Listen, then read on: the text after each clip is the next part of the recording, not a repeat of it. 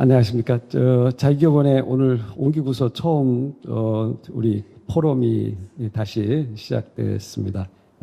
너무 감사하다는 말씀을 드리고 자기교본이 이쪽에 새로 옮기면서 홀 이름을 열림을 해서 푸른 홀로 이름을 좀 바꿨습니다. 그래서 뒤에 보시다시피 파란색으로 좀 이렇게 배경을 하고 저희가 자유주의 사상가로 세 분을 이제 새로 초상화를 그림을 그렸습니다. 작가한테 의뢰해서. 그래서 왼쪽에 계신 분부터 미제스, 하이에크, 프리드만. 그래서 세 분과 함께 또 지금 이제 작가가 지금 준비 중에 있는데 오른쪽에는 이제 기업가 세 분을 좀 그리려고 합니다. 지금 그리고 있는데 그래서 정주영, 이병철, 최종현 회장 이렇게 세 분을 그림을 이제 그리려고 하고 있습니다. 저희가 이쪽 옮기면서 특히 이 학자들과의 교류 사업을 더 확대하는 그런 방향으로 사무실 구조나 배치를 좀 해서요. 많은 분들에게 그 기회를 좀 제공을 해드리고 그다음에 학술 저술에 대한 또 지원 사업도 강화하는 방향으로 추진을 하고 있습니다. 그래서 이번에 학술 논문을 이렇게 학회지에 게재하신 분들에게 지원금을 제공하는 그런 사업을 포함해서 학자들과의 교류를 더 강화하는 그런 방향으로 사업을 지금 준비 중에 있고 또 새해에도 그런 사업이 더 강화될 것으로 생각이 됩니다. 그래서 오늘 포럼이 그런 면에서 많은 지금까지 기여를 해주셨는데 앞으로도 학술적인 측면에서 이 노사관계, 이 부동시장에서의 개혁 과제에 대한 좋은 제안을 앞으로도 계속 잘 해주시라 믿고 특히 이승길 대표님이 이러한 논의를 계속 꾸준히 이어오고 계시고 또 주도하고 계셔서 늘 감사하다는 말씀을 드립니다. 오늘 또 특히 이준 박사님 또 좋은 논문으로 또 이렇게 오늘 그 개혁 방향 유아 휴직 제도에 대한 이야기를 나누게 돼서 너무 감사하다는 말씀을 드리고요. 또 오늘 이진만 교수님, 그다음에 이재 박사님 또한 또 좋은 토론 기대하도록 하겠습니다. 자유교본에서 이렇게 오신 것을 환영하고 늘 함께해서 좋고 감사하다는 말씀을 드립니다. 고맙습니다. 지금부터 제32차 미래노동개혁 포럼을 개최하고자 합니다. 이번의 주제는 저희들이 육아휴직과 관련해서 쟁점과 정책의 쟁점과 과제라는 주제로 우리 건국대에 계신 이윤진 교수님께서 발제해 주시고 또 연대 이진만 교수님, 또 박혜린 선임위원님, 이재희 연구원님 세 분의 토론하는 시간을 갖고자 합니다. 사실은 육아 관련된 얘기를 하면 너무나 좀 넓을 것 같아서 저희들이 이제 육아휴직과 관련해서 또 개인적으로 이제 노동법 쪽 관점에서 이 육아휴직에 대해서도 한번 좀 살펴보자라는 측면에서 이런 과제에 대해서 오늘 얘기하고자 하고요. 사실 금년 2025년 고용노동부 주요 업무보고 사항을 10월 달에 발표한 것을 보니까 여러 가지 정책 과제, 국정 과제 중에서 일가정 양립 지원을 에 관련해서 대폭적으로 좀 지원을 하겠다. 그래서 그 내용 중에 이렇게 보니까 육아휴직과 관련해서 급여 인상이라든가 또 배우자 출산 휴가 등 신설 이런 식으로 해갖고 육아 지원과 관련돼서 대폭 확대하겠다는 이런 저희는 정책적인 아젠다는 제시한 것 같습니다. 사실 우리나라에서 육아휴직과 관련된 부분들은 사실 고령화 내지는 저출산, 특히 이제 저출산 문제가 지금 합계 출산율이 금년 2024년도 통계를 이렇게 보니까 0.75 정도 이렇게 되는데 저희도 1.1에 비해서는 훨씬 못 미쳐서 인구 감소가 현실화돼서 사실은 커다란 국가적인 문제가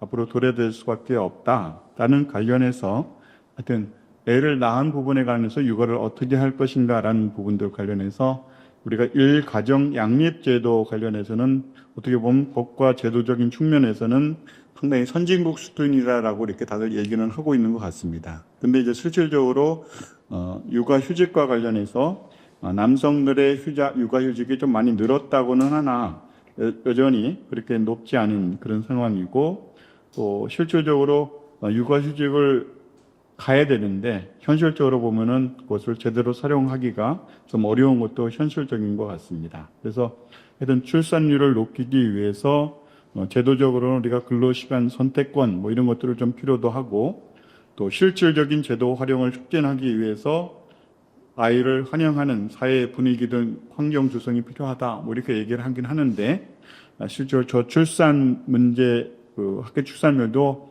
급속하게 이렇게 줄어들고 있고 실질적으로 육아휴직 관련해서 이렇게 대폭 확대되면은 제도적인 것들이 그런 효과를 좀 충분히 볼 수 있는지 관련돼서 오늘 그런 얘기에 대해서 좀 얘기를 나누고자 합니다. 그러면 우리 이은진 교수님께서 먼저 발제를 한 20-30분 해주시고 연이어서 토론하는 수로 진행을 하겠습니다. 네, 부탁드리겠습니다. 안녕하세요. 반갑습니다. 건국대학교 이윤진이라고 합니다. 오늘 제가 발표하고자 하는 주제는 사실 뭐 논문을 발표하는 자리도 아니고요. 연구 보고서도 아니고 우리가 앞으로 현재까지 잘 발전해온 육아휴직 제도를 어떤 방향으로 개선하고 또 미래에 대비해야 하는지 함께 제가 뭐 제 발표가 아주 새롭거나 무슨 신선한 그런 뭐 아이디어를 공유하는 자리는 아니고요. 여기 다 계신 전문가분들이 계시기 때문에 그리고 실생활에서의 그런 사용도 하신 분들이 좀 저를 포함해서 있는 거로 알고 있습니다. 그래서 현실적인 그런 정책 수요자 입장에서의 개선 방안 그리고 앞으로 제도적으로 어떻게 발전해야 될지에 대해서 함께 이야기 나눠보는 시간으로 가졌으면 합니다. 네, 제가 이제 원래 발제 부탁을 받았던 거는 이재명 정부에서 이게 육아휴직 정책 내지는 일가정 양립 정책 중에서 너무 이게 범위가 크다 보니까 그 중에 육아휴직 제도가 어떤 식으로 변화하여야 할 것인 변화했고 또 앞으로 방향성이 어떠한지 그 부분을 부탁을 받았는데요. 여태까지 많은 변화가 있어 왔죠. 그래서 제가 뭐 이거대로 읽거나 이렇게 하진 않겠습니다. 편안하게 좀 말씀을 드리고 싶은 부분들이 있는데 뭐 너무 다 잘 아시는 부분이겠지만 우리나라 육아휴직 제도는 기본적으로 고용보험 제도에서 기금이 보장이 돼서 급여가 지급이 되고요. 제도 자체가 마련이 되어 있는 법적 근거는 남녀고용평등법입니다. 이원화되어 있다고 볼 수가 있겠죠. 그리고 고용보험법에 적용을 받는 사람은 육아휴직 급여를 그 기금에서 적용을 받아서 보장을 받지만 고용보험 제도 내에 보장을 받지 못하는 근로자 같은 경우에는 그 기금이 보장이 되어 있지 않습니다. 거기 가장 큰 문제가 있다는 것을 먼저 함께 그 발전 방향과 관련해서 이야기를 나누고 싶고요. 최근 들어가지고 이제 제가 뉴스 기사를 검색을 하다 보니까,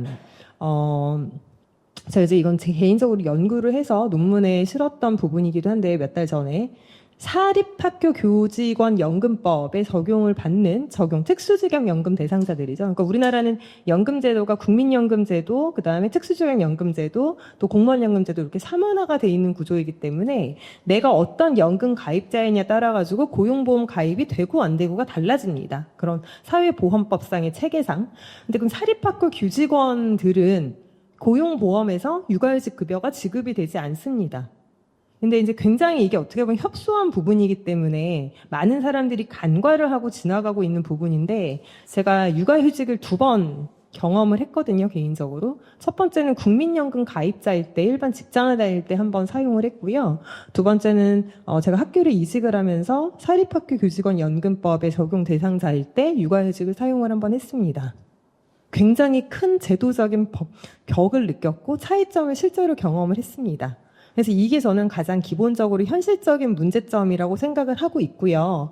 어떤 식으로 이게 관련된 부분에서 변화를 했나 봤는데 아직까지 변화한 것들이 없습니다. 굉장히 이게 작은 포션이라고 생각해서 육아휴직의 근본적인 문제점, 뭐 남성의 비율이 늘지 않는다, 급여의 수준이 낮다, 그리고 자유롭게 유동적으로 쓰지 못한다. 기존에 계속 반복되어 문제점들을 개선하기 위한 제도적 개선은 있었는데요. 우리가 그동안에 간과했던 부분들, 왜 이거를 고용보험 기금에서 육아휴직 급여를 주어야 하는지, 우리나라 굉장히 고용보험 기금에서 쓰이는 목적성 급여들이 많은데 육아휴직 급여가 고용보험 기금에서 나온다는 것을 아는 국민들이 그리 많지 않은 거로선 알고 있습니다. 저희는 물론 공부를 하고 제도를 살피고 제도를 공부하는 사람들이기 때문에 알지만요. 그렇다면 이게 앞으로 우리가 고민해야 될 거는 고용보험기금에서 육아휴직 급여를 주는 게 맞는가? 조금 더 근본적인 문제로 다가가야 된다고 봅니다. 그러면은 여기에 그 전제 조건은 연금 제도의 통합 내지는 노후생활보장과도 관련이 있고요. 고용보험기금에서 사용하지 못하는 급여, 그러니까 여기서 배제된 사람들에 대한 우리는 어떻게 배려와 제도적인 포괄을 해야 될 것인가. 굉장히 사회보장 제도 전체에 얽혀져 있는 문제입니다. 육아휴직 제도라고 함은. 근데 우리는 아직까지 굉장히 단편적인 수준에서 급여의 향상, 제도의 적용 포괄성, 기간의 확대 이런 것들만 논하고 있기 때문에 아직 현실적으로 여기까지 논의가 가지는 못했다라는 문제의식을 저는 기본적으로 가지고 있고요. 그 다음에 이제 첫 번째로 서두에 좀 그 말씀을 드리고 싶었고, 여기서 뭐 하나씩 보도록 하겠습니다. 우리나라 육아휴직 제도는 계속 변화를 해왔죠. 계속 변화를 해왔는데, 제가 지금 말씀드린 것처럼 적용 범위, 수준, 급여, 그 다음에 수준, 이런 것들이 계속 인상되는 그런 구조로 변화를 해왔습니다. 2006년도에는 뭐 자녀 나이가 3세, 6세 뭐 이런 식으로 계속 확대가 되어 온 측면들이 있고요. 아빠들의 육아휴직을 장려하기 위한 그런 제도들도 박근혜 정부 이후에 2014년도부터 단계적으로 도입이 돼서 부부가 동시에 그런 육아휴직을 사용한다고 하면은 더 특혜라기보다 더 인센티브를 많이 주는 그런 방면으로 제도가 점차 확대가 됐고, 제가 2018년도에 관련해가지고 이런 여러 가지 것들을 중에서는 아빠 육아휴직 제도 활성화, 그러니까 2010년대 후반에는 그게 굉장히 큰 이슈여가지고 남성들의 육아휴직을 확대하기 위한 것에 굉장히 초점을 맞춰져 있다고 하는데, 지금 현재는 굉장히 많이 변화한 부분이 있다고 생각을 합니다. 남성들 육아휴직 쓰는 데 있어서 사실 일반적인 직장에서 눈치 보는 데 없거든요. 근데 여기서 우리가 또 하나 살펴봐야 될 것은, 그래도 육아휴직이 쉽지 않은 구조에 있는 직장이 있다, 직종이 있다라는 겁니다. 결국은 그게 고용보험 미가입자, 그리고 영세 사업장, 우리가 점점 범위를 넓혀왔기 때문에 이제는 논의가 많이 무르익었고요. 거기서 어떠한 부분에 더 신경 써야 될 것인가가 앞으로 정부가 가져갈 방향성이 되어야 한다고 생각하는 그런 생각을 가지고 있습니다. 예, 그래서 결국은 육아휴직을 할 때 못하게 막는 직장 없습니다. 제가 아는 한은. 근데 눈치 보는 직장은 아직도 있을 수 있겠죠. 그리고 육아휴직을 하고 난 다음에 직장에 복귀를 했을 때 불이익을 주면은 법적인 처벌을 받고, 그거는 어떤 경우에서도 사업주가 잘못한 것으로 법적 판결이 납니다. 그렇기 때문에 불이익한 그런 처우를 하거나 직종을 변경하거나 급여 수준을 낮추거나 평정에 있어가지고 불이익을 줄 수는 당연히 없는데요. 그럼에도 불구하고 제가 최근에 판결을 보니까 기존과 교묘하게 다른 업무를 요구하거나 하는 경우가 있었더라고요. 그래서 그런 경우에도 다 이제 판결은 사용자가 잘못한 거로 이제 제시가 되어 있었고요. 어쨌든 그만큼 요즘에는 사회적인 인식이 굉장히 크게 변해서 육아휴직을 못하게 하거나 어렵거나 이런 경우는 솔직히 없다고 생각을 합니다. 그럼에도 불구하고 그럼 우리는 무엇을 살펴봐야 하겠느냐 해서 쭉 살펴보는 거죠. 그래서 아직도 그래도 남성들의 육아휴직 비율이 여성에 비해서는 현저히 낮은 것이 사실이고요. 근데 30% 이번에 넘었거든요. 조사한 결과. 그건 역대 최고치를 보고 있다고 하는 거는 굉장히 긍정적인 그런 현상이라고 언급을 할 수가 있고요. 남자, 여자, 아빠, 엄마, 남성, 여성 이걸 떠나서 그냥 부모가 자녀에 대한 그런 양육의 권리로서 육아휴직을 사용하는 사회 분위기는 조성이 되고 있다라는 현재까지 지금 쭉 이어져 온 변화를 이렇게 가름할 수가 있겠습니다. 그래서 이제 이 페이지 이후부터는 2025년도에 그럼 뭐가 최근에 변화를 했나라는 걸 살펴보면요. 이재명 정부 이후에 그 변화된 정책이라든지 그런 기존과 달라진 정책 방향을 원래는 조금 언급을 부탁을 받았는데 아직까지 없습니다. 아직까지는 없고요. 이따가 제가 또 잘못 말한 부분 있으면 또 이재희 박사님이나 이재만 교수님께서 바꿔주실 거라고 생각을 하는데, 2025년 1월 1일부터 2024년에 법 개정이 돼서 육아지원 3법이라 그래서 고용보험법부터 시작해서 관련한 법들이 쭉 변화를 했는데요. 첫 번째는 육아휴직 급여 상한액이 인상이 된 부분이 변화된 첫 번째이고요. 그러니까 결국은 급여 수준이 낮은 것을 높이는 방향, 기존에 계속 지속적으로 해오던 방향이 더 긍정적이고 포괄적이고 수준이 높게 변했다라는 거. 두 번째는 부모가 동시에 육아휴직을 하는 그런 사용 기간을 확대하는 거. 그러니까 3+3, 6+6 이게 뭐냐면은 동시에 육아휴직을 사용할 때 급여 수준을 높이는 그 기간을 예전에는 석 달까지 급여 상한액을 지급을 했다고 하면 이제 6개월까지 그 급여 상한액을 증가시키고 동시에 사용할 경우에는 부부가 맞벌이 부부의 경우에 모두 다 사용할 수 있다고 하는 거는 결국은 육아휴직 급여 상한 인상과 연관이 되는 부분입니다. 그럼 우리가 여기서 생각을 해볼 때 이거는 일단 제도에 편입됐을 때 다 이용하는 부분이기 때문에 거기에 대한 간과를 하면 안 되겠다라는 거. 고용보험 제도 미가입자 같은 경우에는 우리 4대 보험 요즘에 가입을 못하는 경우는 사실 거의 없거든요. 굉장히 이게 물론 여기 배제되는 경우도 있지만 근데 우리가 늘 보는 통계는요. 육아휴직 이용자 수의 증가, 이들의 급여 수준 이런 것들은 일단 고용보험에 편입이 된 사람들만 기준으로 하기 때문에 그 밖의 사람들은 우리가 고려할 여지가 없다는 것입니다. 아직까지는. 그래서 우리가 문제점을 발견을 할 때 늘 배제되는 사람이 있다는 것을 굉장히 크게 간과하고 있는 부분을 고려를 해야 된다는 거고요. 그리고 가장 또 큰 급여 제도의 변화 중에 하나는 사후지급금이 폐지가 돼서 예전에는 75%를 먼저 지급을 하고 그 직장에 6개월 이상 근무를 하면은 그때 나머지 돈을 주는 그런 사후지급금 제도가 운영이 됐다고 하면 이제는 그냥 100% 다 주는 거로 변화를 한 부분. 이것도 급여 인상과 다 연관이 되는 부분입니다. 저도 예전에 이제 육아휴직을 사용을 했을 때 안타깝게도 육아휴직 사용한 기간에서 근무를 종료를 하고 근무를 일정 기간 이상 하지 못해서 사후지급금 못 받았거든요. 되게 아쉽더라고요. 그래서 이제 그런 제도 모습은 좀 바뀌어야 된다고 생각을 한 적이 있는데 이제는 그런 구조적인 개선이 이루어져서 그런 거에 대한 억울함은 없을 것이라고 생각을 합니다. 그리고 그다음에 2025년부터는 또 아까 부모 1인당 사용 기간이 1년 반으로 이제 증가를 해서 기간이 확대됐다는 거. 그리고 맞벌이 부부 같은 경우에 이런 혜택을 활용하면 더 큰 이득을 볼 수가 있겠죠. 급여와 관련해서. 그다음에 육아시간 확보. 그리고 한부모 근로자에 대한 육아휴직 급여 특례가 도입이 돼서 더 급여 수준을 향상시킬 수 있는 길을 마련을 해놨습니다. 그러니까 배우자 출산휴가도 유급이 20일로 확대가 되었고요. 그다음에 출산은 120일 이내에 4회까지 또 나눠서 사용할 수 있도록 개편됐고 3페이지의 표 보시면은 급여 체계 여기다 나와 있는 거 그냥 참고하시면 되겠고요. 법정 급여 수준액이 점차 예전보다 상승을 했는데 6개월까지는 최대 보장을 해주고 그러니까 6+6 그다음에 7개월 이후부터는 급여액이 나눠서서 더 아래로 내려가지만 수준이 내려가지만 한부모 같은 경우에는 조금 더 상한의 특례를 인정을 하고 있다. 생활의 보존을 위해서 이러한 방향으로 갔다는 것입니다. 그다음 4페이지 보면은 육아기 근로시간 단축제도 이제 확대가 돼서 12세까지 육아휴직 말고 육아기 근로시간 단축 제도를 사용을 할 때 조금 더 활용 가능성이 커졌다라는 거예요. 그리고 최대 사용 기간은 3년으로 연장이 되었습니다.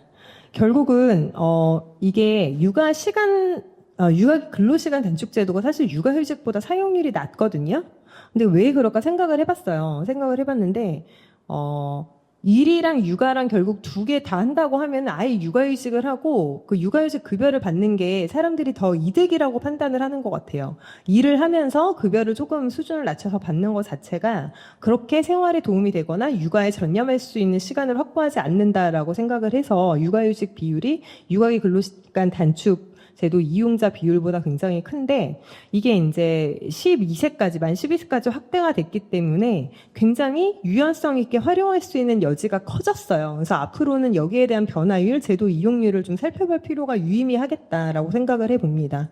그리고 또 대체 인력 충원이 어려운 사업장 같은 경우에는 굉장히 유연하게 그런 근로시간 제도를 활용할 수 있기 때문에 앞으로도 어떻게 이걸 좀 제도 이용률이 높아져 가는지 그리고 사업장별로는 어떠한 특성 필요성이 있는지 살펴볼 필요가 있겠다라는 생각을 해봤습니다. 그 아래 이제 표들은 이재명 정부가 낸 국정 과제와 이게 어떤 것들과 더 연관이 되어 있나라고 봤을 때 78번, 87번, 91번 세 가지 국정 과제를 언급을 할 수가 있는데 뭐 통합돌봄, 그다음에 아이 키우기 좋은 출산 육아 환경 조성, 그리고 인구 가족 구조 변화, 대형 은퇴 세대의 맞춤형 정책 세 가지 큰 카테고리 하에 또 뭐 육아휴직 사용 후에 돌봄 책임과 관련해서 통합돌봄과 연계시킬 수 있게 돼 관련된 이야기는 나오지 않았어요. 저희가 정책 제안으로 할 수 있는 카테고리를 한번 살펴본 것입니다. 왜냐하면은 정부가 쭉 그 정책 진행을 하면서 국정과제에 부합하는 정책들이 다 세부 과제로 나가고 부처에서도 그 중심으로 해서 세부 과제나 정책들을 펼칠 것이기 때문에 우리가 어떠한 국정과제 번호에 엮일 수 있는가를 살펴보는 것은 굉장히 유의미하다고 생각을 합니다. 그리고 87번 같은 경우에는 뭐 급여 인상, 기간 확대 이거 이미 이루어져 있었죠. 이번 정부에서 한 건 아니지만 법 시행이 올해부터 되고 있기 때문에 향후에 어떠한 방향으로 더 확대해 나갈 수 있을지에 대한 고민을 함께 해볼 수 있을 것이고요. 그다음에 91번 같은 경우에는 노동시장 또 근로조건 개선과 함께 육아휴직을 어떻게 더 긍정적으로 개선할 수 있는지를 엮어서 볼 수 있는 과제다라고 생각을 해보는데요. 아까 그 이승길 교수님께서 고용노동부 관련된 거 이렇게 말씀을 또 주셨는데 제가 지금 고용노동부 조직 개편 관련 과제를 계속 지금 4월부터 쭉 진행을 하고 있는데 거기서 원래 이번에 바뀌진 않은 것 같아요. 근데 인구 가족을 관장하는 부서를 만드는 게 어떠냐라고 저희 연구진이 제안을 한 적이 있었거든요. 왜냐하면은 고용노동부에서 수많은 일을 하지만 육아휴직 그리고 일가정 양립과 관련된 일을 하는 것이 굉장히 큰 포션 중에 하나임에도 불구하고 거기 관련해서 주도권을 잡고서 고용노동부에서 할 수가 없어요. 왜냐하면은 저출산고령사회위원회라는 별도의 조직이 있죠. 예산 권한은 없어서 거기서 뭐 그런 컨트롤할 수 있는 기능이 크지는 않지만 그리고 또 향후 앞으로 어떻게 될지는 잘 모르겠지만 그런 부서가 있고 복지부 또 기타 뭐 교육부 여러 부처와 이게 연결이 되어 있는 부분이 있어서 고용노동부가 이 역할을 하고 급여 지급을 하는 측면에서 재원과 가장 큰 관련성을 가지고 일을 하지만 이쪽에서 뭔가 부서가 특정이 돼서 집중적으로 하지 않으면은 해결 못한 문제들이 너무 많기 때문에 저희 연구진 입장에서는 이런 고용노동부에서 인구가족부를 신설을 하고 그러니까 그 부가 아니라 그 안에 조직으로 하나 큰 조직을 만들고 그 안에서 이걸 저출산 뭐 고령사회 국을 만들든지 이런 식으로 하는 거를 제안을 했었는데 뭐 그렇게 되지는 않았습니다. 그러니까 앞으로 어떻게 될지 모르겠지만 그래서 그 안에서 육아휴직 제도 개편하는 거는 굉장히 필요할 듯하고 앞으로 이거 좀 두고 봐야 될 부분인 것 같습니다. 그래서 여기다가 뭐 이거 두 가지 표를 그냥 똑같은 내용을 다르게 구성을 해본 내용이기 때문에 참고해서 보시면 되겠고요. 결국은 우리가 계속 적용 범위를 늘리고 급여 수준을 향상하는 방향으로 제도는 지속적으로 개편을 해왔습니다. 그게 제도 개편의 내용의 변천이자 다예요. 그리고 계속 많은 사람들을 사대보험 내지는 그런 사회보장내로 편입하려고 하는 움직임과 더불어서 육아휴직 제도라는 거는 적용 대상과 수준이 확대화되어 온 거거든요. 그래서 이건 단편적으로 하나의 제도로 볼 것이 아니라 우리나라 전체 사회보장 제도 내에서 이게 어떻게 작동을 하고 유기적으로 상호작용을 하는 것인지를 살펴볼 때 우리가 제도에 대한 보완점 그리고 개선 방안을 살펴보는 것이 유의미하다라는 말씀을 꼭 드리고 싶고요. 현재 그렇다고 하면은 아직까지도 계속 급여의 수준이 높아졌고 적용 대상 범위가 넓어졌지만 무슨 문제점을 가지고 있냐. 이건 너무 다 우리가 뻔히 아는 이야기들입니다. 육아휴직 이용자 수 자체는 늘었지만 또 아직까지는 그 비중이 낮고 남성의 비중 2024년도 통계로 처음으로 30%를 넘었지만 그리고 굉장히 계속 올라오고 있지만 여성에 비해서 남성이 육아휴직을 실제적으로 하는 비중이 굉장히 낮다라는 거. 그 개인적인 이야기를 하자고 하면은 학교에 계신 분들이 육아휴직 사용하시는 분들이 진짜 없어요. 저는 깜짝 놀란 게 제가 이제 여긴 지금 제가 새로운 학교이고 먼저 이직하기 전에 학교에서 처음으로 육아휴직을 사용한 교수였습니다. 그래서 그게 되게 센세이셔널한 정도로 굉장히 생소한 거였는데요. 그러니까 이거는 조직의 문화 그리고 또 여러 가지 직업의 특성상 이게 다양한데 요즘에는 그때만 해도 벌써 5년 전이거든요. 굉장히 많은 분들이 육아휴직을 사용을 하고 있습니다. 그리고 남성인 교직원 분들도 굉장히 육아휴직 사용 많이 하고 있고요. 문화가 아직은 그래도 많이 변한 측면이 있다라는 거 꼭 말씀을 드리고 싶고, 예. 여기서 이제 또 아빠 육아휴직을 계속 향상해야 되는 그런 방안들을 제시를 했습니다. 2014년도 이후부터 그런 급여 수준을 향상시킴으로써 남성 육아휴직을 촉진을 했는데 앞으로 이게 더 어떻게 확대가 될 것인지 한번 살펴보면 좋을 것 같습니다. 결국은 급여 수준 인상으로 아빠의 육아휴직을 활성화하기 위한 유도를 했고요. 왜 그러냐면 결국 남성의 육아휴직을 하지 못하는 이유는 엄마인 근로자보다 급여가 높기 때문에 경제적인 안정성을 포기하고 남성이 육아휴직을 하지 않기 때문에 이게 휴직률이 계속 낮은 거거든요. 가장 기본적인 이유를 조사를 하면은. 그렇기 때문에 남성의 급여 수준을 높이면은 남성분들도 아빠들도 육아휴직을 많이 이용할 수 있을 것이다 라는 전제 때문에 이걸 계속 급여 수준을 높이면서 우리가 제도를 변화를 해온 이유가 있습니다. 그리고 중소기업 근로자들도 육아휴직 이용합니다. 이용하는데 결국은 국가에서 이런 채용 대체 인력을 제공한다든지 인센티브 그리고 어떤 식으로 이것을 차별을 잘 안 일어날 수 있도록 제도적인 보완을 해주느냐에 따라서 중소기업 근로자들이 육아휴직을 이용할 수 있는 그런 확률, 그다음에 그런 사회적 여건이 더 긍정적으로 마련해진다고 생각을 하고요. 네, 그리고 또 비정규직이라든지 소규모 사업장 근로자들은 실제적으로는 사용은 할 수는 있다고 하지만 실제적으로는 그 신청 자체를 부담스러워하거나 또 그냥 그만두고 이직하고 계속 재계약을 반복하는 뭐 이런 경우가 사실상 많은 것으로 언급을 다양한 보고서를 보면은 언급을 많이 하고 있습니다. 계속 똑같은 이야기 나와 있는 거고요. 그다음에 급여 구조 같은 경우도 굉장히 수준이 많이 올라왔지만 7페이지입니다. 그래서 또 육아휴직의 장기화가 되면은 아직까지 6개월까지는 급여 수준을 굉장히 늘려놨는데 상대적으로 7개월 이후부터는 계속 급여가 감소를 하기 때문에 장기간에 육아휴직하지 않고 3개월만 하거나 6개월만 하거나 딱 상한 급여를 주는 그런 부분만 육아휴직을 하는 분들이 많은 것으로 알고 있습니다. 실제적으로. 그럼 이거 어떻게 해야 되냐?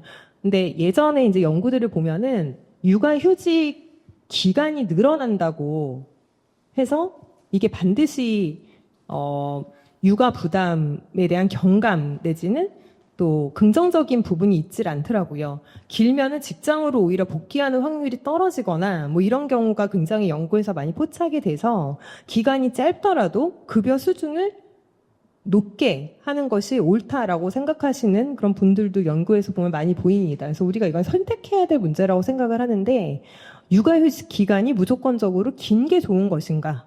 급여 수준이 낮거나 무급이더라도 아니면은 육아휴직 기간을 적정 수준 짧게 하면서 그 기간 동안에 생활을 보존될 수 있는 급여를 거의 본인의 급여를 뭐 다는 지급을 못하더라도요 유사하게 지급하는 것이 옳을 것인가 그거는 굉장히 선택의 문제이고 그런 공보육 기간 그리고 돌봄 기관의 이용 문제와도 연관이 되어 있는 전 체계를 함께 살펴봐야 될 문제인데 거기에 대한 고민은 우리는 계속 해봐야 되는 과제로 남아 있다고 생각을 해봅니다. 이때 토론 시간에 함께 이야기 나눠보면 좋을 부분인 것 같고요. 저는 개인적으로 육아휴직 기간이 긴 거보다는 짧게 하고 급여 수준을 높이는 게 맞다고 생각을 합니다. 육아휴직 기간이 짧더라도 그 이후에 그런 돌봄의 공공성과 연속성이 다른 체계에 의해서 보완이 된다고 하면은 급여 수준을 높이고 그 기간 동안에 임팩트 있게 오히려 그러니까 육아휴직을 활용하는 게 현실적으로 부부들에게 더 많은 인센티브를 주는 것이라고 생각을 합니다. 이거는 뭐 여러 연구 결과에서도 상반되는 결과가 나오기도 하고 하기 때문에 논의 사항으로 미뤄두도록 하겠습니다. 그래서 결국은 급여 수준이 높아지는 방향으로 계속 개편이 되고 있는데 본인이 실제적으로 일하는 것보다는 급여가 낮거든요. 그만큼 돈은 못 받거든요. 그럼 그 유인책이 덜하다는 거예요. 육아휴직 급여하면서 아이를 보면서 어떻게 먹고 사냐고. 먹고 살 문제가 해결이 되지 않으면은 제도 활용 안 하거든요. 그래서 거기에 대한 문제점들을 우리는 계속 지속적으로 고민을 해봐야겠다라는 거 여기에 적어봤고요. 그래서 결국은 또 아빠 육아휴직을 활성화시키고 중소기업에 대한 그런 육아휴직 지원을 강화하고 뭐 이런 문제들을 앞으로 개선해야 된다라고 적어봤습니다. 다 똑같은 이야기들입니다. 그래서 육아휴직 급여 수준 같은 것들도 높여야 한다라는 거. 그리고 유연하게 육아휴직 사용할 수 있는 거 2015년에부터 이제 최대 3회 분할을 해가지고 사용할 수 있도록 분할 횟수가 느는 개선이 이루어졌는데 이것 또한 회사마다 굉장히 분위기가 다를 것 같아요. 그러니까 반복해서 육아휴직을 제도 자체는 사용을 할 수, 분할 사용을 할 수 있다고 해 놓았지만 어떤 직장의 조직 문화에 있느냐에 따라서 이게 굉장히 눈치 보일 수 있는 일이거든요. 쟤 옛날에 육아휴직 한 번 했는데 지금 또 해? 언제 했어? 그럼 또 했다고? 막 이런 식으로 계속 아이가 지금 뭐 12세까지 뭐 이렇게 계속 가면서 또 단축 근무 사용하고 이게 계속 반복적으로 하는 게 근로자 입장에서 굉장히 유연하고 편한 일이고 실효성 있다고 판단을 하는데요. 실제적인 일의 공백에서의 괴리감을 어떻게 우리가 극복하고 또 정부가 지원해 줄 수 있고 실제적인 대체 인력 풀이 그만큼 마련되어 있느냐 이게 굉장히 중요할 것 같거든요.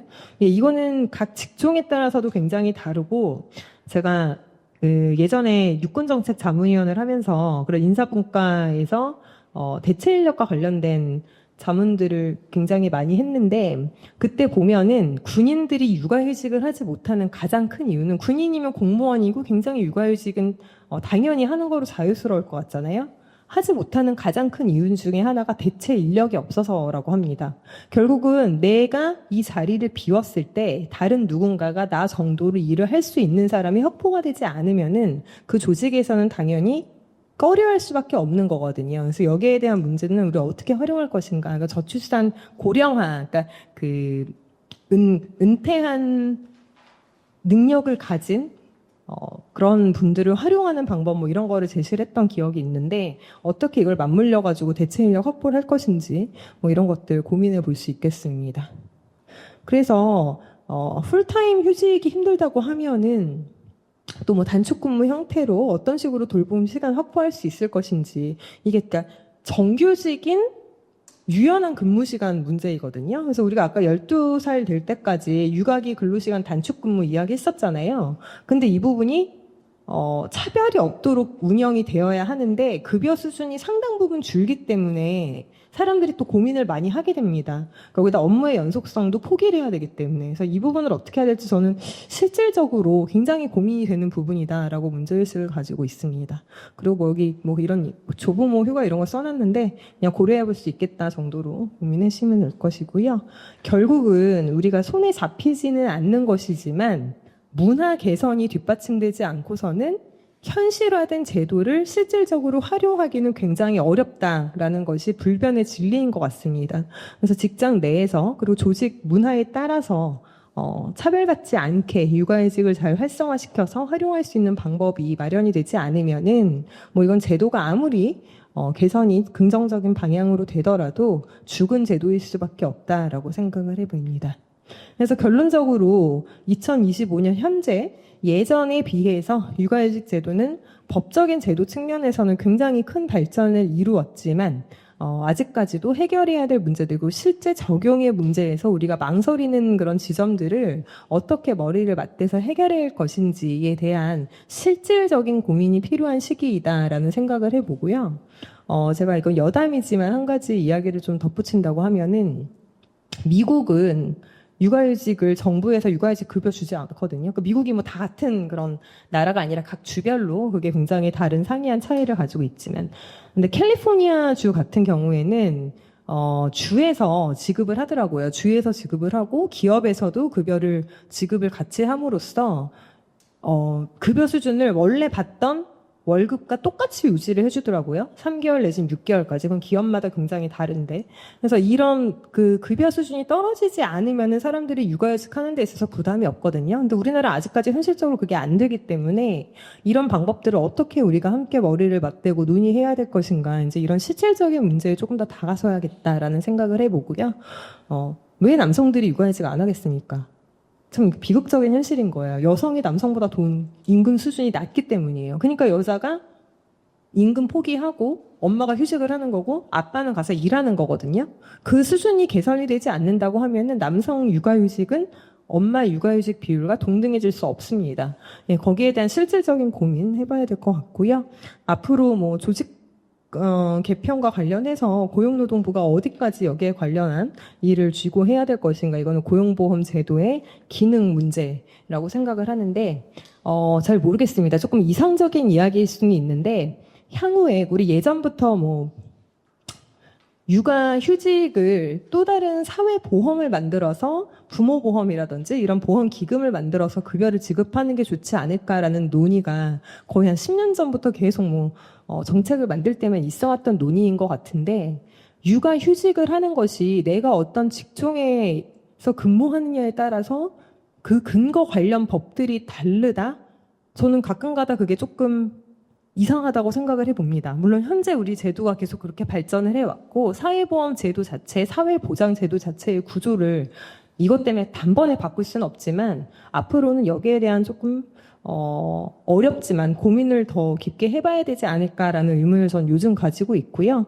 거기에 대해서 앞으로 어떻게 같이 해나가면 좋을지에 대한 논의도 해봤으면 좋겠습니다. 네, 전 여기까지 발표하도록 하겠습니다. 감사합니다. 네, 안녕하세요. 자유개업원 선임연구원 박혜림입니다. 저는 이제 먼저 이윤진 교수님이 발표하신 내용에 이어서 토론을 준비를 했는데요. 상당 부분 제가 말하고 싶은 거를 거의 다 말씀을 하셔서 상당히 공감하는 내용입니다. 이윤진 교수님은 앞서서 육아휴직을 이미 이용을 하셨다고 했는데, 따지고 보면 저는 이제 예비 부모인 입장으로서 육아휴직을 앞으로 이용하게 될 세대입니다. 그런 입장에서 실질적으로 육아휴직을 어떤 포인트로 이용하고 저희가 어떤 부분이 부족하다고 많이 친구들과 동료들과 논의를 하는 부분이 있는데요. 일단 이제 제가 저출생 문제는 단순히 육아휴직, 육아보조금을 준다고 해서 해결되는 문제는 아닌 것 같아요. 사회의 여러 가지 문제들이 종합적으로 들어와야지 풀리는 방법이 있는데, 일단 새 정부에서 국정과제로 설정하고 있고, 그 다음에 경력 단절 방지와 일가정 양립 실현을 위해서 다양한 방안을 제시하고 있는 걸로 저도 확인을 했습니다. 특히 육아휴직 급여 상향 문제, 교수님이 먼저 언급하셨듯이 250만 원까지로 대폭 인상을 했고요. 그다음에 신청 절차도 간소화했고, 비정규직 및 자영업자 등 사각지대 확대 적용이 되는 걸로 이제 나와는 있는데, 마찬가지로 저는 이런 육아휴직 제도가 실제로 체감했을 때 얼마나 부모들이 체감을 하는지에 좀 집중을 해봤는데, 2024년도에 조사한 결과에 따르면 학력별로, 직장별로, 그리고 교수님이 말씀하셨던 것처럼 제도권 안에 계신 분들, 특히 공무원분들, 공공기관, 민간기업인 경우는 대기업에는 50% 이상이에요. 공무원들은 심지어 78%, 80%에 가까운 이용률을 보이고 있는 반면에, 민간의 이제 아주 작은 영세기관 같은 경우는 29%에 그친다는 결과가 나왔습니다. 80%와 29%는 상당히 차이가 크죠. 거기다가 그냥 프리랜서, 이런 기업에 소속되어 있지 않은 사람들, 보험에 가입되어 있지 않은 분들, 1인 기업, 영세기업, 자영업자들은 이마저도 이용하기가 힘듭니다. 특히 육아휴직은 자기가 어떤 고용주한테 요구해서 받는 거기 때문에 자기가 사업주인 경우에는 더 받기가 힘든 상황입니다. 복직 여부도 좀 문제가 있는데요. 저소득층의 경우에는 30%가 넘는 수준의 수치가 복직을 못했습니다. 아예 복직을 고려하지 못했다는 소리고요. 고소득자들은 3%만 복직하지 않은 것으로 나타납니다. 그 말은 거의 대부분 안정적인 직장이 있고 연봉이 높고 월급이 높은 경우는 복직을 무조건 한다는 뜻이거든요. 실제로 남자들의 육아휴직 문제도 마찬가지로 계속 거론이 되고 있는데, 남성분들의 육아휴직이 많이 올라왔다고는 하지만 대기업의 경우는 제가 알기로도 눈치 보고 쓰는 경우는 없는 걸로 알고 있어요. 그냥 신청하면 되는 걸로. 아예 그 기업 문화로 자리 잡았기 때문에 더 이상 육아휴직을 내겠습니다라는 것 자체가 어렵지 않아요. 근데 육아휴직 자체를 쓰는 게 어려운 직장 문화도 여전히 존재합니다. 교수님이 이미 앞서서 너무 잘 설명을 해주셨는데 애초에 고려하지 않습니다. 그거는 육아휴직만 국한된 것이 아니라 본인들의 직장 자체가 5인 미만인 경우, 특히 프리랜서인 경우는 애초에 이런 혜택이 없기 때문에 육아휴직뿐만 아니라 육아와 관련된 각종 정책을 애초에 찾아보려고도 하지 않아요, 남성분들은. 그리고 이걸 왜 눈치 보는데 그치는 게 아니라 어떻게든 눈치를 봐서라도 쓰긴 쓸 수 있겠죠? 그리고 나면 복직을 걱정을 합니다. 혹은 뭐 불이익은 없다고는 하지만 승진에서 누락된다거나 분명한 경우로 사업주에서 이렇게 눈밖에 나는 경우들을 걱정을 해서 우려해서 이분들이 신청을 못 한다고 하더라고요. 그래서 이런 육아휴직 제도가 단지 존재하는 것만으로는 충분하지 않고 누가 실제로 쓸 수 있는지를 중심으로 제도의 효과성을 검토해야 한다고 저는 생각을 합니다.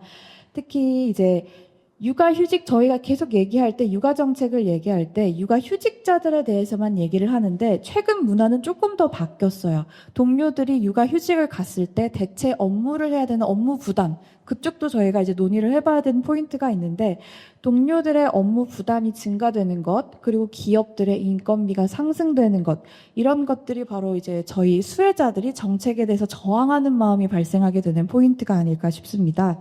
지난해 서울시 동부권 직장 맘센터의 상담 통계를 따르면 상담 3,797건 중 50인 이하 사업장 소송 상담이 62%였고 그중에 육아휴직된 관련된 상담이 54%로 상당히 높은 비중을 차지했다고 합니다. 이는 여전히 많은 부모님들이 그런 제도 이용을 현실적으로 어려워하고 있다는 보여주는 지표인 것 같습니다. 그래서 육아휴직에 그러면 육아정책에 어느 정도 예산이 투입이 됐는가 하고 봤더니 이런 육아휴직을 이번에 국정감사에서 지속적으로 지적이 되고 있고 정부가 2006년부터 현재까지 약 380조 원을 투입을 했다고 합니다. 그런데도 불구하고 10년 전에도 눈치를 보고 육아휴직을 했는데 이번에도 아직도 눈치를 보고 육아휴직을 남성분들은 쓰고 있고요. 여성분들은 복직에 대한 어려움이 있고 육아휴직을 나가는 거에 대한 대체 근무에 대한 부담감도 있어요. 그 사업주들의 얘기를 들어보면 육아휴직을 가는 걸로 인해서 여성의 채용 자체가 불편한 경우도 있고 육아휴직을 간 사람들을 대한 대체 근로자를 뽑기가 어려운 이유는 그 대체 근로자로 이렇게 지원한 사람들도 8개월, 10개월, 3개월 짧은 근무를 원하지 않습니다. 그러면은 또 그냥 잠깐 스쳐 지나가는 알바를 고용할 뿐이고 혹은 기존에 저희 직장에서 있던 직원들의 업무 부담이 2배, 3배로 늘어나게 되고요. 여전히 2006년부터 380조 원의 예산을 투입을 했지만 현재까지도 출산율은 0.7로 오히려 줄어들고 있는 것들이 이 380조 원이라는 예산을 투입한 것에 비해 효율이 얼마 정도 나왔느냐를 한 번 정도 재점검할 필요도 있다는 생각이 듭니다. 예산 배분, 이런 육아 정책에 대한 예산 배분으로 저출생 예산의 46%가 주택으로 많이 빠진다고 합니다. 신생아 특별 공급이라던가 대출금이라던가 주택 관련된 그리고 보육과 돌봄 문제는 23%, 수당은 11%에 그치다 보니 실제 부모들이 체감하는 그런 영역보다는 간접 지원에 치중된 문제라는 것도 지적을 이제 할 수 있고요. 그래서 고용노동부의 육아휴직 제도 개편이 진정한 실효성을 거두기 위해서는 이런 구조적인 개선도 좀 고려를 해봐야 하지 않나라고 생각을 합니다. 비정규직과 자영업자, 사각지대, 노동자에 대한 제도 접근성이 완화됐다고는 하지만 입법화해서 실질적으로 이 사람들이 어떤 정책을 이렇게 수혜를 받을 수 있는지도 고민을 해봐야 하고요. 일가적 양립이라는 문제는 사실 출산하고 직후에 육아휴직만 문제가 되는 것은 아니거든요. 여성들이 가장 힘들어하는 부분은 남자들이 직장에서 긴급할 때 휴가를 마음대로 쓸 수가 없습니다. 직장에서 일하고 있는데 갑자기 오후 3시에 아이가 아프다는 얘기가 들려서 뭐 반차를 쓰고 나올 수도 없고요. 연차를 쓸 수도 없고요. 당장에 회사 조직 문화가 좀 어렵다고 하면. 그래서 엄마들의 얘기를 들어보니까 육아휴직도 좋지만 실제로 아이를 육아를 할 때 요즘은 연차 말고 반반차, 시차라는 표현도 많이 쓴대요. 그냥 1시간, 2시간 나갔다 올 수 있는 자유. 그것조차 보장이 된다면 아이를 키울 때 상당히 도움이 된다고 말을 하더라고요. 그래서 연차 자체를 쪼개서 사용할 수도 있게 해야 되고 아까 12살까지 이제 육아휴직을 사용할 수 있다고 하는데 그 이유가 신생아에게만 해당되는 문제는 아니다. 분명히 이거는. 그걸 저희들이 이제 정책을 만들 때 고려를 좀 해봐야 되는 부분이 아닐까 싶습니다. 그리고, 현재 제가 알기로는 일부 대기업 쪽에서는 대체 근무를 하시는 분들, 그 육아휴직자 빠진 부분은 조직 내에서 그 업무가 늘어나신 분들에 대한 혜택이 또 주고 있대요. 그렇게 되면 조직 문화가 조금 개선이 된다고 합니다. 누군가가 연차를 쓰거나 육아휴직을 썼을 때 그걸 비난하지 않고 오히려 환영하는 분위기로 조직 문화를 바꾼다고 하는데 그런 포인트도 정책적으로 고려를 해볼 만하지 않을까 제가 말씀드리고 싶었고요. 또 소기업 복직률이 낮은 그런 환경을 개선하기 위해서는 복직 성공 기업에 대한 인센티브도 제공이 필요하고 경력 단절 방지를 위한 직무 교육 지원도 필요하다고 생각이 됩니다. 사실 저는 이제 제 세대가 육아휴직을 앞두고 있는 세대인 만큼 육아 정책이나 출산 장려 정책 혹은 일가정 양립 정책에 대한 토론을 해달라고 많이 요청이 들어왔는데요. 저도 말씀드리는 거는 결국은 구조의 변화도 있지만 노동 구조가 유연해야 되고 다양해야 된다고 늘 말씀을 드립니다. 앞서서 교수님도 말씀을 하셨지만 풀타임이 꼭 정답은 아닐 거라고 생각을 해요. 육아를 하는 데 있어서 하프타임도 있고 재택도 있고 뭐 출근을 이제 자유롭게 퇴근을 자유롭게 할 수도 있고 시간제 근무도 있는데 여러 기업에서 요즘은 그 임금의 차이를 두지 않고 다양한 형태의 노동 구조를 유지하려고 하는 걸로도 제가 알고 있습니다. 예를 들어서 한 기업은 모든 직원이 재택근무를 합니다. 메타버스에서 출근을 하고요. 그 업무 자체를 매일매일 하루씩 회의를 하고 그다음에 메타버스에서 만나기 때문에 아빠뿐만 아니라 엄마, 아빠 모두가 출퇴근을 하지 않아도 돼요. 그러면 업무는 업무대로 하고 성과는 성과는대로 평가를 받되 아이를 엄마 아빠가 둘 다 육아를 할 수 있는 거죠. 아이들 등하교까지 책임질 수 있고 병원 문제, 뭐 학원 문제 다 가능하고 그런 기업 문화가 만약에 가능한 기업은 그렇게 바뀌는 것도 좋지 않을까. 다양한 노동 구조를 저희가 한번 생각해 볼 시간이 아닌가 싶습니다. 그래서 실효성을 확보하기 위해서는 정부가 단지 그 제도를 만들고 정책을 만들고 우리가 이러한 예산을 투입했고를 홍보하기보다는 그 제도로 정책을 누가 어떻게 실제로 얼만큼 썼는지도 저희가 점검을 해보고 그거를 데이터화해서 수치로 그렇게 구조적으로 그런 접근과 생각하는 게 병행이 되어야 한다고 생각합니다. 더 이상 육아휴직과 육아정책이 고소득과 고학력, 정규직 계층과 제도권 안에 있는 분들이 아니라 저소득, 저학력, 비정규직 계층 간의 그런 격차를 해소하는 방면으로 저희가 풀지 않는다면 아무리 좋은 정책과 보조금이 있다 하더라도 그림의 떡이 될 수 있다고 생각을 합니다. 따라서 제도 확대와 함께 이용 가능성과 형평성을 동시에 확보하는 종합적 접근이 필요하고 이를 통해 진정한 일가정 양립 사회로 나아가야 한다고 생각을 합니다. 이상으로 제 토론을 마치겠습니다. 네, 안녕하세요. 육아정책연구소 이재입니다. 네, 이윤진 교수님, 네, 발표 잘 들었고요. 어떻게 이제 그 토론을 시작할까 고민을 하다가 제가 이제 이승열 교수님을 전 직장에서 뵀었거든요. 그래서 산업안전보건연구원에서 처음 뵀었는데 이제 이직을 하면서 이제 산업안전보건연구를 하다가 육아휴직 연구도 해야 됐을 때도 있었는데 이게 결국에는 결이 비슷하더라고요. 결국에는 산업안전보건 연구를 할 때도 결국엔 사각지대 문제가 좀 심각해서 이제 특수고용직 얘기가 많이 나왔는데 또 육아휴직도 동일한 문제를 안고 있었더라고요. 그래서 제가 2017년도인가 18년도인가 육아휴직을 비롯해서 뭐 출산 양육과 관련된 그 사각지대 연구를 한 적이 있는데 관련해서 이제 연구를 할 때 산업안전보건연구원에서 했던 그 경험들이 되게 많이 도움이 됐었던 기억이 있습니다. 그만큼 이게 결국에는 얼마나 사각지대를 포괄하는가 이 부분은 여전히 풀리지 않는 숙제인 것 같습니다. 그런데 거기서도 이제 당시에 많은 제언을 썼는데 지금은 이제 많이 어떻게 보면 이제 예술인 특수고용직도 그리고 소상공인까지 막 포괄하고 있는 상황이기는 하지만 아직도 이제 넘어야 될 숙제가 많은 것 같습니다. 그래서 어쨌든 이런 사각지대 문제를 어떻게 해소할 것인가에 대한 부분은 좀 많이 고민을 해야 될 것 같고요. 그리고 결국에는 이제 그 이윤진 교수님께서 말씀하셨던 고용보험 기금으로는 이게 결국에는 충당하지 못하는 구조, 결국에는 추후에는 결국엔 다시 당시에는 제가 연구를 할 때 부모보험 제도를 반대를 했었거든요.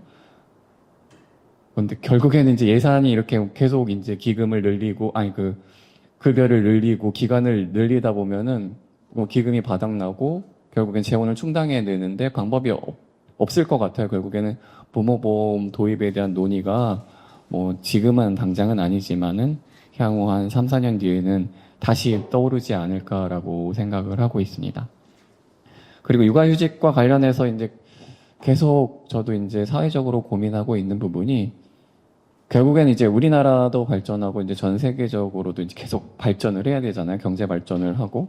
근데 이게 육아휴직 제도가 과연 이게 뭐 전체적인 뭐 경제라든지 뭐 산업이라든지 이런 생산성에 어떤 영향을 미칠까에 대해서도 네, 뭐 육아 정책을 연구하면서도 이런 것까지 이제 고민하는 건 좀 네, 무리수라고 생각하긴 하지만 제 전공 백그라운드가 이제 약간 예, 육아와 관련돼서 이제 벗어나 있기 때문에 관련해서도 이제 계속 고민을 하고 있어요.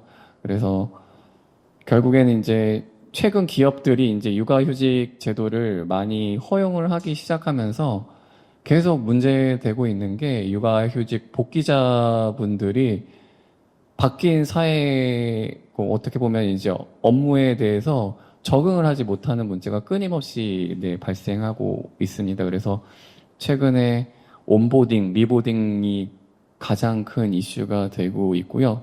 그나마 이제 이 온보딩, 리보딩을 잘하고 있는 기업이 삼성전자가 이제 거의 유일하다고 하더라고요. 그래서 아예 온보딩 시스템을 만들어가지고 육아휴직자를 위해서 아시다시피 이제 뭐 반도체나 이런 쪽은 뭐 한 6개월만 지나가도 관련 기술이 싹 다 바뀌게 되니까 이게 따라오기가 너무 힘든 거죠. 그렇기 때문에 이 자체적으로 이런 프로그램을 만들어가지고 이제 운영하고 있는데 이 뭐 큰 삼성전자 같은 거는 이런 것이 가능하지만 그 작은 뭐 IT 벤처 이런 회사들은 이런 시스템을 이제 구축하기가 너무 어려울 것 같아요. 결국에는 우리가 놓치고 있는 이런 부분들에 대해서도 육아휴직 물론 좋지만 이거를 이제 갔다 와서 그분들이 업무에서 생산성을 내기 위해서 나라에서 이제 특별히 잘 신경을 써줘가지고 뭐 바뀐 기술이라든지 업무 환경이라든지 이런 것들을 좀 잘 지원할 수 있는 제도를 많이 만들어야 될 것 같다는 생각이 결국엔 들더라고요. 그런데 그런 부분들에 대해서는 아직 네, 육아휴직 지금도 이제 이재명 정부가 발표한 내용에 따르면은 결국에 이제 급여를 늘리겠다, 기간을 늘리겠다 이런 얘기뿐이 지금 안 나고 있는 상황이거든요. 그렇기 때문에 이제 좀 이게 단순히 뭐 급여를 늘리고 기간을 늘리고 이런 문제를 떠나서 우리 사회가 어떻게 이제 발전할까에 대해서 좀 더 깊이 있는 사고가 필요할 것 같다라고 생각이 들고 있습니다. 그래서 육아휴직과 관련해서는 좀 더 긴 안목을 가지고 우리 사회가 어떻게 발전할지에 대해서 고민을 하더라고요. 그런 맥락에서 이제 고민을 하다가 이제 뭐 OECD 자료도 찾아보고 뭐 그래서 만든 토론문이 결국엔 이거고요. 결국에는 이제 너무 지나친 육아휴직은 결국에는 이제 아까도 계속 다른 분들께서 해주셨지만 네. 복귀에 상당히 이제 이게 단순히 이제 현장에 물리적으로 복귀하는 게 아니라 정서적, 인지적 복귀까지 이어지지 않는다라는 부분이 분명히 있고요. 그런 부분들 때문에 그 OECD 보고에서도 결국에는 너무 장기간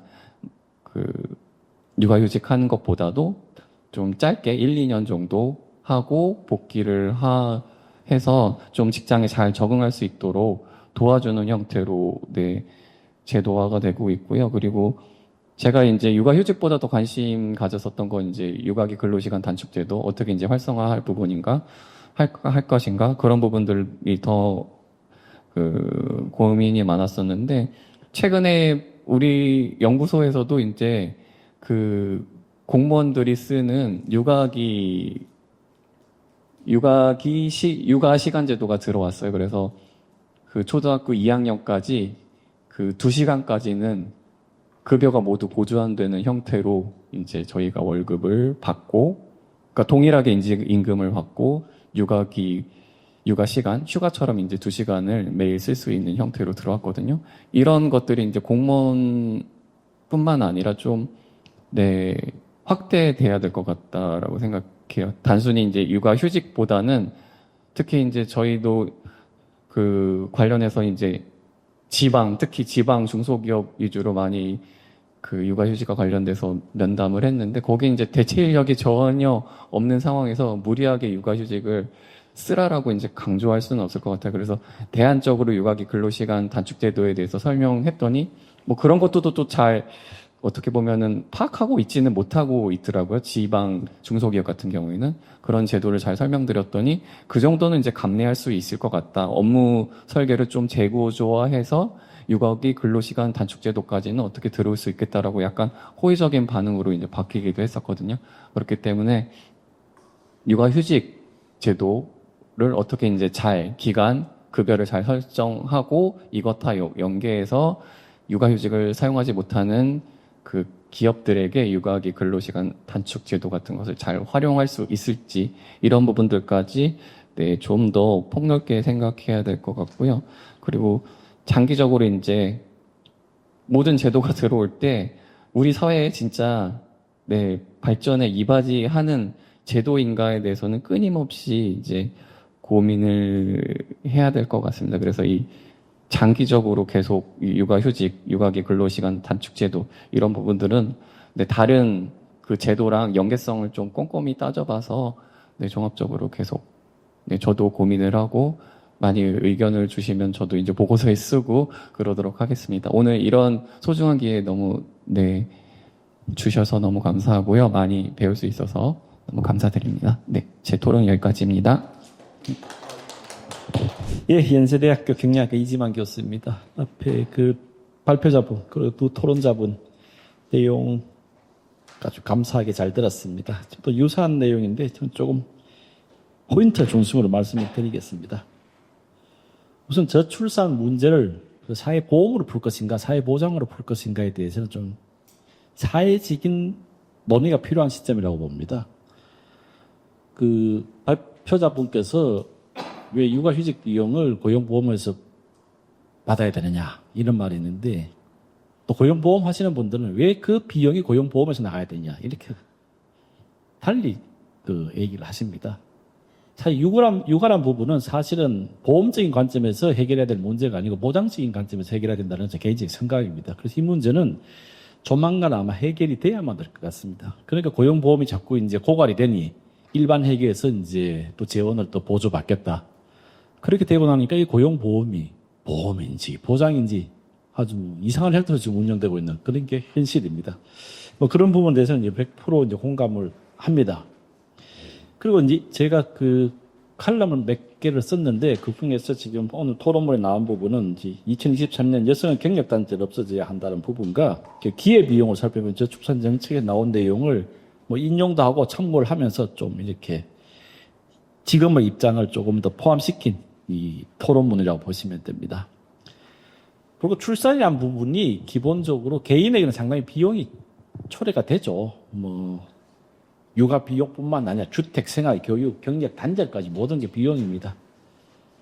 그 비용은 개인이 지불하는데 그 지불된 비용으로 말미암아서 출산, 양육된 사람은 전체 사회에 대하여 공헌한 바 큽니다. 그게 우리가 얘기를 할 때 개인적 비용과 사회적 편익 간에 이 갭이 생긴다고 얘기를 하죠. 경제학적으로.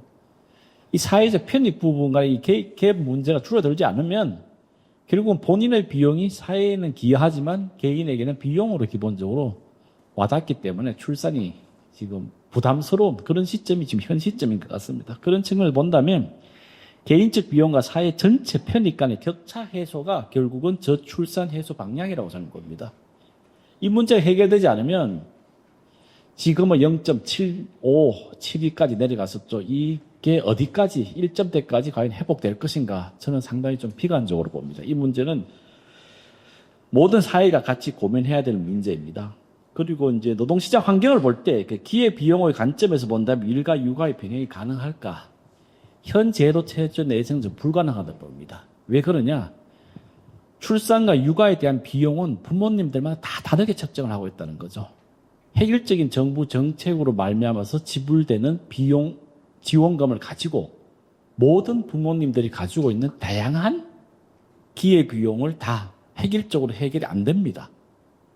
그렇기 때문에 고소득층의 경우에 있어서는 어느 정도 축적된 자본이 있는, 재산이 있는 경우에서는 조금 지금의 순간적인 비용이 지불되더라도 육아휴직을 받는 반면에 축적된 자본이 없는, 재산이 없는 뭐 중소기업이나 또 가난한 집안의 출신의 사람들은 현재 계속적인 자본 축적을 해야 되기 때문에 육아휴직을 쓸 수가 없는 구조가 있다는 거죠. 자, 그러면 이러한 측면에서 획일적인 육아 정책으로 과연 해결이 안 된다는 거죠. 거기에서 이제 앞에 토론자분들도 말씀하셨고 발표자분도 말씀하셨듯이 유연하게 자신이 지불해야 되는 비용과 그리고 자신이 감당할 수 있는 근로 시간을 부모님들이 스스로 조합할 수 있는 제도가 필요한 것이죠. 저는 개인적으로는 출산 육아 중심적인 자율적이고 유연한 근로시간제보다는 이 부분은 모든 근로자들, 모든 국민에게 똑같이 적용이 돼야 된다는 것입니다. 그런 경우에 어떤 경우에는 육아로 말미암아서 저들일제 근로자에서 뭐 2시간을 줄여서 6시간 근무를 한다든지 얘들 4시간 근무를 할 수 있는 부분이죠. 그런데 반하여 육아 문제는 아니지만 자신의 재교육, 재충전을 위해서 실질적으로 근로시간을 단축하고자 하는 지금 근로자분들이 엄청나게 많습니다. 지금 시점에서 육아 중심, 출산 중심으로서 근로시간 선택제, 그리고 시차 출근제, 이런 형태의 접근보다는 전체 근로자들이 같이 자유시장 경쟁에서 추구하는 철학이죠. 선택의 자유를 가질 수 있는 제도가 궁극적으로 본다면 육아를 받으러 갔을 때 근로자들이 남겨둔 업무를 육아를 받지 않는 근로자들이 감당할 때 생기는 갈등이라든지 그로 말미암아서 나타나는 뭐 대체 근로 문제라든지 이런 모든 문제를 해결하기 위한 방법은 육아 중심적인 근로시간 단축, 고용 형태 다양화보다는 모든 근로자들이 스스로 자신의 어떤 근로시간과 고용 형태를 선택할 수 있고 또다시 리보딩할 수 있는 그런 제도가 우선시되는 것이 필요하지 않나 이런 생각을 가지고 있습니다. 그래도 나는 본다면 네덜란드의 경우가 유자녀 여성 취업률이 80%가 넘습니다. 그게 완전 고용이라 볼 수 있는 거죠. 일하고 싶은 유자녀 부모님들이 일 다 한다는 겁니다. 그런데 우리나라 56%밖에 안 된다는 거죠. 왜 그럴까? 이거죠. 거기에서 근로시간 선택 부분을 자유롭게 할 수 있는 노동시장이 형성되어 있다는 것입니다. 그래서 출산과 육아로 발생하는 기회비용은 부모마다 다 다릅니다. 모든 부모님들을 만족시키기 위한 해소 방안 정책은 존재할 수가 없습니다. 그 부분은. 너무 그런 부분을 다 해소해 주려고 하니 오히려 정책의 부작용이 더 많이 생기는 것이고 또 추후 새로운 정책을 또 만들어야 된다는 이 정책의 어떻게 좀 심하게 표현한다면 누더기 형태의 정책이 계속 나올 수밖에 없다는 거죠. 이 부분을 어떻게 풀 것이냐의 문제가 가장 중요하다는 겁니다. 특히 자녀를 가지는 것에 그치지 않고 더 잘 키우겠다 하는 것, 교육열이 강한 우리나라의 경우 특히 이 문제가 더 심각하다고 봅니다. 그리고 육아에서 생기는 가장 큰 비용이 사실은 경력 단절이죠. 이 문제를 해결해야 된다는 겁니다. 그래서 보시면 제가 쓴 글인데 여성의 경력 단절을 상치한 M자 곡선이 완화되고 있는 것은 지금 추세이고 팩터입니다. 그런데 여성이 경력 단절 없이 자신의 직업을 계속 유지한다는 것은 매우 바람직한 현상이죠. 그런데 30대 여성의 고용률과 출산율 간의 관계가 역관계로 나고 있다는 거죠. 만혼, 그리고 초산의 늦어진 나이, 그렇기 때문에 첫째 아이는 가질 수 있는데 둘째 아이는 가지기 부담스러운 육체적인 조건에 처해질 수 있다는 거죠. 이제 이런 문제가 이제 상당히 어려움으로 나오고 있다는 것이죠. 그러니까 일과 가정의 병행이 어려운 환경이 결국 여성들을 출산 대신 일자리를 선택하게 하는 원인으로 작용하고 있다는 겁니다. 자, 그러면 어떻게 우리가 이제 노동시장, 근로시간 유연 정책과 효과를 가져갈 것이냐의 문제인데, 결국적인 획일적인 제도보다는 육아 중심적인 어떤 유연한 근로시간제, 유연한 고용 형태보다는 전 국민들을 위한 유연한 근로시간제, 유연한 고용 형태가 보장이 돼야 되는 거죠. 이제 거기 이렇게 하려면 네덜란드와 독일 사례에서 많은 아이디어를 가질 수 있습니다. 이제 그런 측면에서 네덜란드와 독일에서 이미 많이 했죠. 8시간 저들제가 아니라 사실은 하루에 4시간, 6시간 할 수 있습니다. 그러면 시간이 줄어들면 균형의 원칙에 따라 임금이 자연스럽게 줄어듭니다. 그럼 자기가 8시간을 일을 다 해야지만 기본적으로 생활이 유지되는 부모라면 육아에 부담이 있더라도 8시간을 갈 것입니다. 그 부분은 사회 보장으로서 정부가 지원을 해줘야 되는 것이죠. 그런데 본인이 선택을 할 때 나의 지금 축적된 재산이나 그리고 현재의 현금 흐름을 볼 때 2시간 정도 임금이 단축되더라도 근로시간을 8시간, 6시간 줄이더라도 감당할 수 있는 부분에 스스로 근로시간 단축을 택한다는 것입니다. 그리고 고용 형태도 전일제로서 기본적으로 계약을 하는 것이 아니라 파트타임으로 계약할 수 있는 거죠. 그게 우리가 얘기하는 시간제 정규직 제도입니다. 그 시간도 4시간으로 딱 고정하는 것이 아닙니다. 본인의 희망에 따라 가지고 6시간도 할 수 있는 것이고 4시간도 할 수 있는 것이고 지금 가장 많이 활용되는 것이 주 35시간이죠. 40시간 주 일을 하는 것이 아니라 주 35시간 일을 한다는 것은 출근 시간 때 남녀 부모님들이 출근 때 여성분이 1시간 늦게 출근해서 7시간 근무를 하게 되고 퇴근 때 또 하원을 시켜야 되니까 남편분이 또 7시간 근무를 해가지고 실질적으로 아이들을 학교나 유아원에서 데려온다는 겁니다. 이런 부분들이 이제 자연스럽게 보장이 되니 육아하는 여성의 80%가 일자리를 유지할 수 있다는 거죠. 그런 다음 육아가 완전히 끝난 다음에 다시 정규직으로 8시간 정규직으로서 회귀할 수 있는 이런 형태가 이제 보장이 돼야 된다는 것입니다. 그런 측면에서 이제 우리나라의 경우에서도 굳이 꼭 과연 육아를 위한 유연한 근로시간 제도 도입이냐, 육아를 위한 유연하고 다양한 고용 형태이냐, 이 문제를 넘어서는 논의가 오히려 이 문제를 해결하는 데 더 큰 도움이 되지 않을까, 이제 그런 생각이 듭니다. 너무 육아에 초점을 맞추다 보니까 저는 오히려 스텝이 꼬이는 정책들이 계속적으로 나오고 있다는 것입니다. 그래서 이를 위해서는 여러분 전일제와 시간제 균등 대우법과 정규직의 단시간 근무 전환을 가능하게 하는 근로시간 및 고용 형태의 조정을 부모님 스스로 선택할 수 있는 노동 환경을 마련해 주는 것이 바람직하다는 것입니다. 자, 그러면 대체 근로 얘기가 나오는데 예측 가능한 근로시간 단축 그리고 정규직에서 비정규직의 전환은 일자리 창출에 더 많은 도움이 되고 사용자분들도 충분히 대체 근로를 찾을 수 있습니다. 갑작스러운 실질적인 근로시간 단축과 고용 형태의 변화일 경우에 경영자분들이 대체 근로를 찾을 수 없는 상황이기 때문에 문제가 되는 것이지 실질적으로 예측 가능한 근로시간 단축 제도, 예측 가능한 고용 유연성이 자리를 잡는다면 이 문제 또한 해결이 될 것이고 이 문제가 해결이 되면 고용률 또한 더 높아집니다. 그게 네덜란드와 독일 사례에서 이미 입증이 되었다고 보는 입장을 가지고 있습니다. 네, 이상입니다. 모두 수고하셨고요. 사실은 이제 이 육아휴직 관련해서 오늘 얘기를 하면서 오늘 고용보험 얘기를 하니까 제 개인적인 경험은 고용보험 제도할 때 이제 우리나라 근로기준법에 그 출산 산전후 휴가 그 규정이 있는데 그 관련해서 그 돈을 좀 어디서 지급할 것인가 이렇게 되면서 제 기억은 그때 그거를 건강보험에서는 원칙적으로 해야 되는데 그 부서가 이제 보건복지부인데 보건복지부에서 안 된다 이렇게 하게 되니까 이제 출산휴가 관련 금기법이 이제 고용노동부 법률이었습니다. 그러니까 이제 고용노동부에서 한시적으로 고용보험에서 시행하자 이렇게 갖고 이제 했는데 그것도 출산휴가 관련해서도 사실은 기간도 늘리면서 보장도 더 늘리는데 그때마다 사실은 이 고용보험에서 계속 하고 있고 지금도 그렇게 하고 있습니다. 근데 이제 오늘 육아휴직을 보니까 이게 이제 사용자들이 이제 훨씬 늘어나면서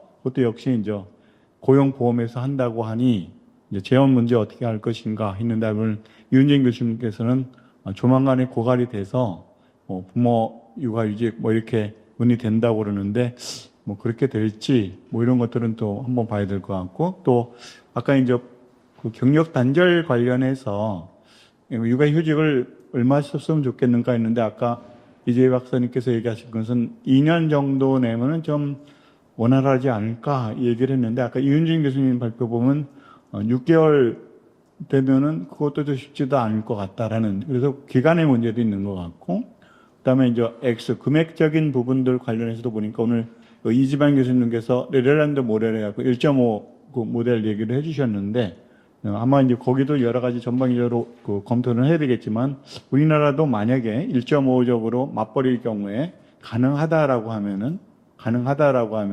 근로시간의 선택제, 유연화 제도를 통해서 다른 또 활로가 될 수도 있는 부분들이 있는데 저는 그 지방노동위원회에서 이 육아휴직 관련해서 경력 단절하시는 분들의 사건들을 지금 일부 이렇게 보면서 보면은 대체적으로 다 그것을 회사에서는 지긴 지는데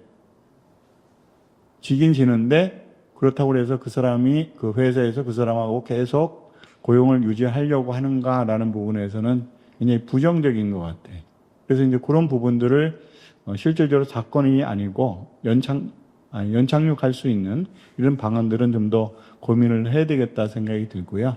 그다음에 하여튼 요즘에 인구 문제 얘기되면서 육아휴직 관련된 그 책들을 이렇게 보게 되면은 육아휴직 관련해서 굉장히 확대가 되고 있는데 그 사례들을 보면 대체적으로 긍정적인 사례는 있을 텐데 아까 이제 삼성전자 얘기도 해주셨는데 부정적인 특히 이제 우리나라는 기업 구조가 중소기업에서 종사하시는 분들이 훨씬 많고 또 요즘에 이제 프리랜서나 자영업자 관련된 부분도 보면은 같은 국민인데 여기 또 뭐야 뭐 이렇게 되는 부분도 있어서 이게 이제 어제 오늘 문제는 아니었지만 여전히 풀리지 않는 문제이구나. 그리고 이제 이번 이재명 정부 들어서면서 아마 정책 방향은 아마 확대 쪽으로 갈 텐데 그런 것들이 기업 현실에서 어떻게 접목이 될 것인가 이런 부분들은 여전히 또 고민거리가 아닌가 그렇게 생각이 듭니다.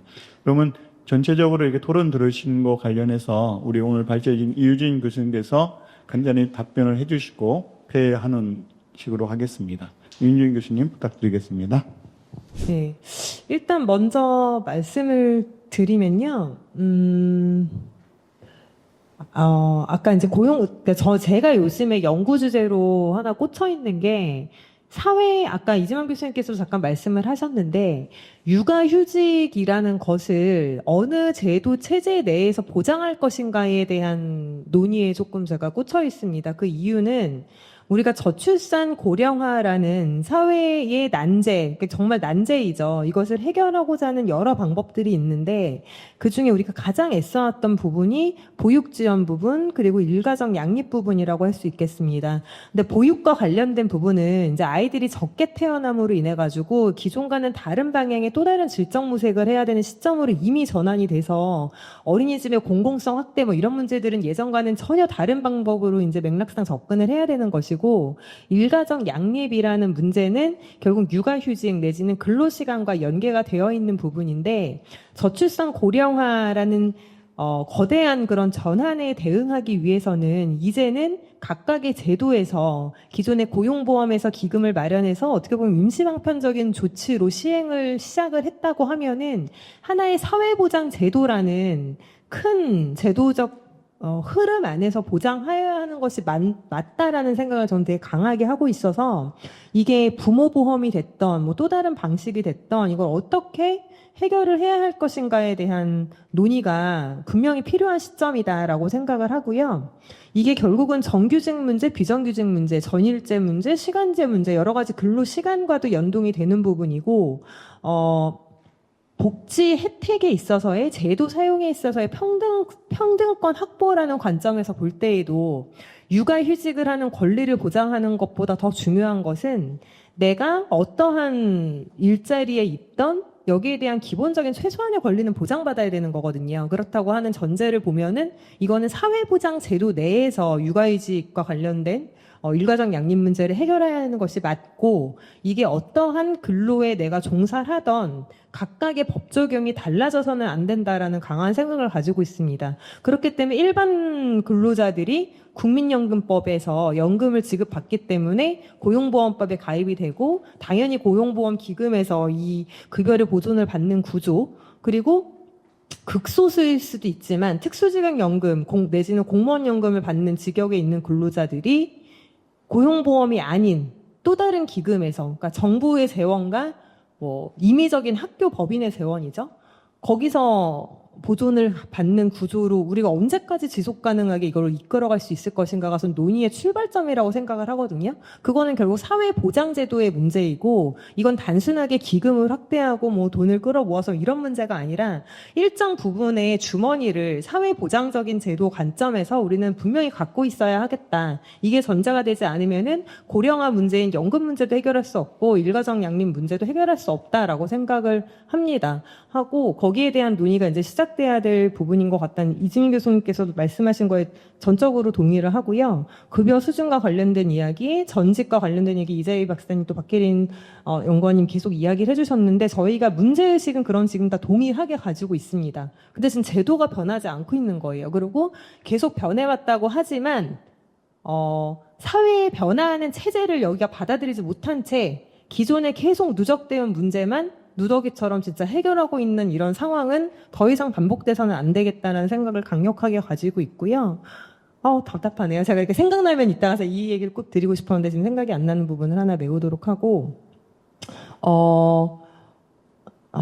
여기까지 말씀을 드리고, 좀 이따 혹시 생각이 나면 비공식 짝자리에서 말씀을 드리도록 하겠습니다. 그냥 중요한 문제인데 갑자기 생각이 안 나네요. 예.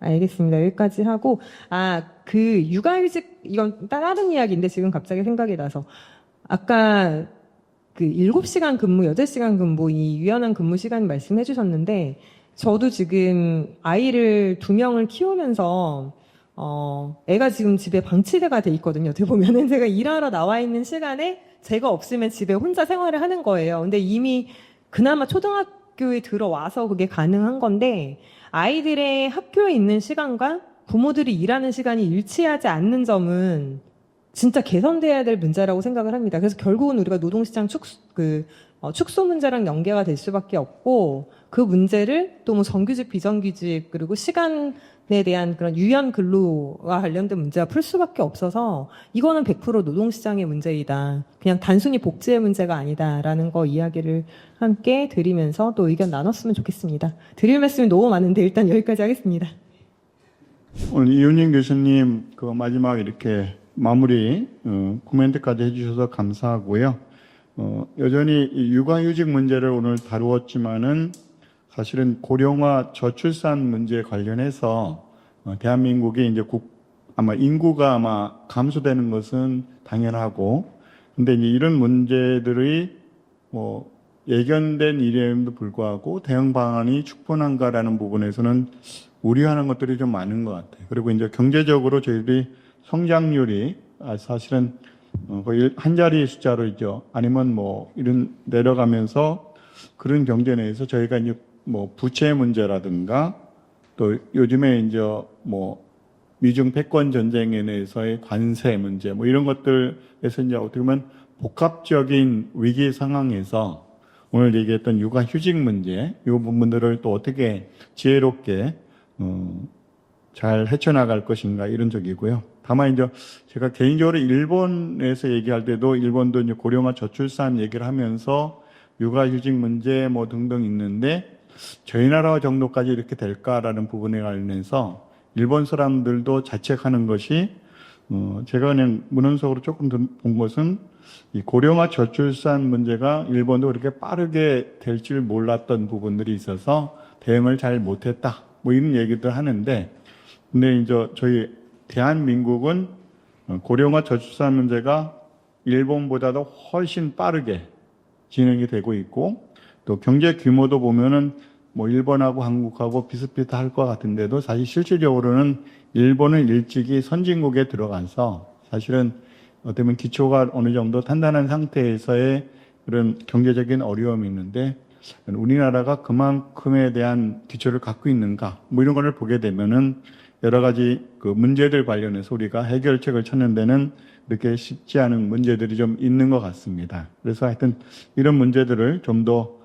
고민을 해야 될 것 같고, 아까 이제 이윤진 교수님께서 이 육아휴직 문제를 다루면서도 정말 우리 법 체계 내에서 어디서 포함시켜서 이것을 잘 배치를 해서 운영해 나갈 것인가 이런 것들도 어떻게 보면 큰 담론적인 부분들인데 그런 논의들이 좀 더 활성화될 수 있는 오늘 그 계기가 됐으면 좋겠습니다. 오늘 저희들 새 32차 미래노동개혁 포럼으로 새 정부 육아휴직 정책의 쟁점과 과제에 대해서 서로 얘기를 했습니다. 모두들 수고하셨습니다.